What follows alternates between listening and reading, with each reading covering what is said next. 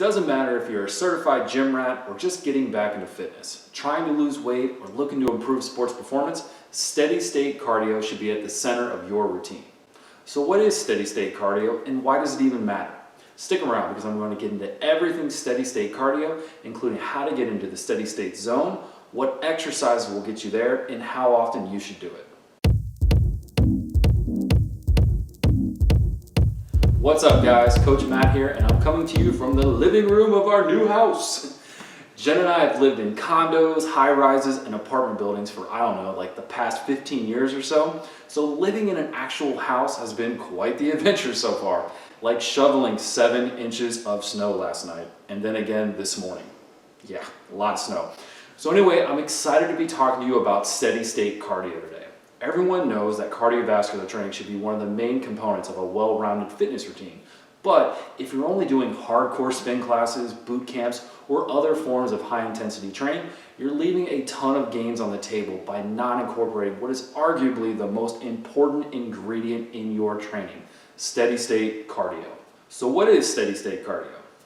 It's a light to moderate intensity cardio session lasting between 30 and 120 minutes where your heart rate stays level and it doesn't jump up and down like it would with high-intensity training.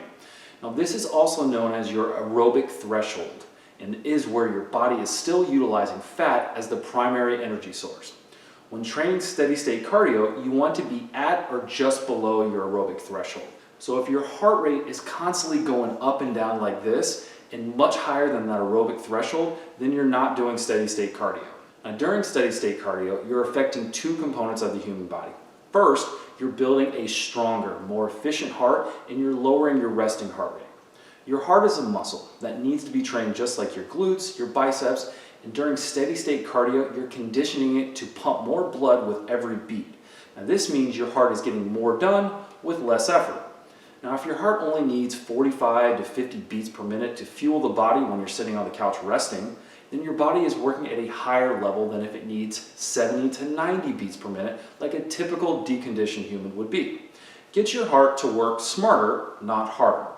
Now the second reason steady-state cardio is so important for the human body is because it helps you create a more efficient energy system, which is kind of like the difference between getting 50 miles per gallon in your car versus 20. Now remember earlier when I mentioned that during steady-state cardio, you're using fat as the main energy source?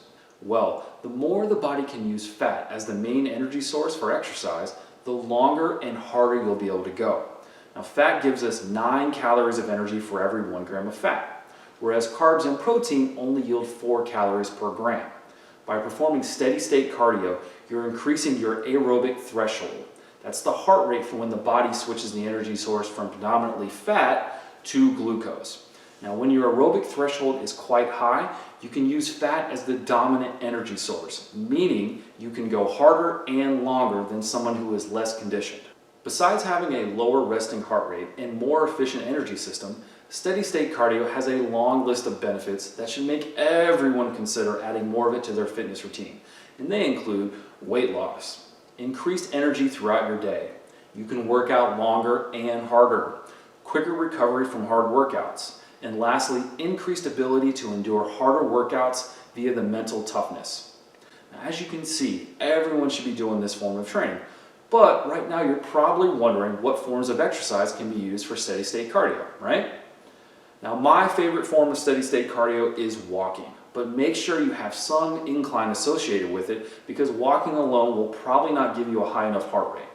Now some other forms of steady-state cardio include the following, as long as you're doing them at a lower intensity: cycling, elliptical, stairmaster, the fan bike, dance class, rower, and lastly running. The key with any of these is making sure your heart rate is not constantly going up and down.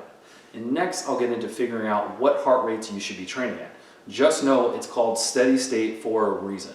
Before I go over how to determine which heart rate you should be training at, you're going to want to invest in a heart rate monitor. Now unfortunately those wearable devices, like these smartwatches here, aren't very accurate once you start moving around. Your best bet is to buy a chest strap.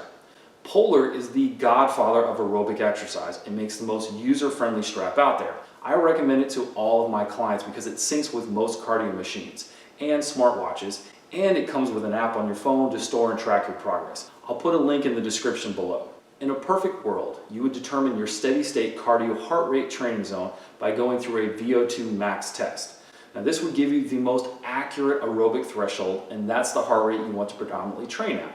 If you look up VO2 max testing in your area, there's usually a performance gym, a cardiopulmonary rehab facility, or a physical therapy clinic that will provide this. It's worth $100 or so since you get a ton of useful information. If a VO2 max test is not feasible at this moment, then you can use the following formula: 180 minus your age. So using me as an example, 180 minus 40 equals a steady state training heart rate of 140 beats per minute. Now, if you're just starting on your fitness journey, I would subtract another 15 to 20 beats per minute off of that number from the total. If you've been exercising for a very long time and have plenty of months of cardio under your belt, that normal formula should be just right. The next question I'm sure you're wondering is how much and how often you should be working on your steady state cardio. A good guideline would be to start at 3 to 4 hours per week. If you're just starting out, that may seem like a high number, but just know it's all cumulative. As your body becomes acclimated to the work, you can slowly start to increase that number and eventually get up to 7 hours per week. You'll be amazed at what starts to happen after about a month of incorporating steady state cardio into your fitness routine. Now for me personally, I went to do some high intensity training on a fan bike. Now I call this machine the Crusher of Souls because that's exactly what it does. But what I quickly realized is I had way more gas left in my gas tank than I used to, and I was able to recover way more quickly in between each round. Now another great example was when I went to shovel all that damn snow this morning. Now for those that don't live where there's snow, just know that shoveling can skyrocket a person's heart rate, but not me. It was a nice and steady, slow state the entire time. So if you had anything to your routine this year, I encourage you to include steady state cardio. If you guys have any questions about how to get started, just put them in the comments below, and be sure to hit like or share so I know what kind of content to bring you guys in the future. And until next time, remember to be strong, be mobile, and do your steady state cardio.